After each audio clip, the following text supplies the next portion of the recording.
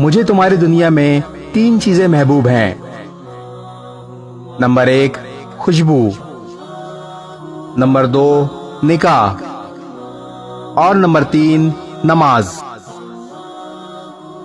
جو بندہ موت کے وقت 3 چیزوں سے بری ہوگا وہ جنت میں داخل ہوگا۔ نمبر 1 تکبر، نمبر 2 قرض، اور نمبر 3 خیانت۔ 3 چیزیں اگر دی جائیں تو منع نہ کرو۔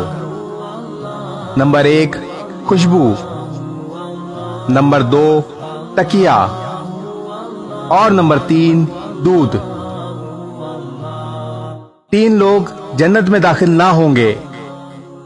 نمبر 1 والدین کا نافرمان، نمبر 2 شراب کا عادی، اور نمبر 3 چغل خور۔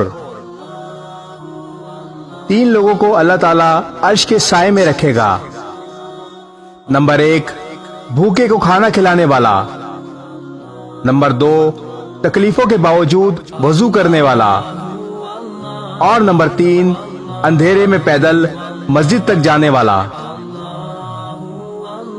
ایک اور حدیث میں رسول اللہ صلی اللہ علیہ وسلم نے ارشاد فرمایا، اللہ تعالیٰ اس شخص کو تر و تازہ رکھے جس نے میری کوئی حدیث سنی اور اسے دوسروں تک پہنچا دیا۔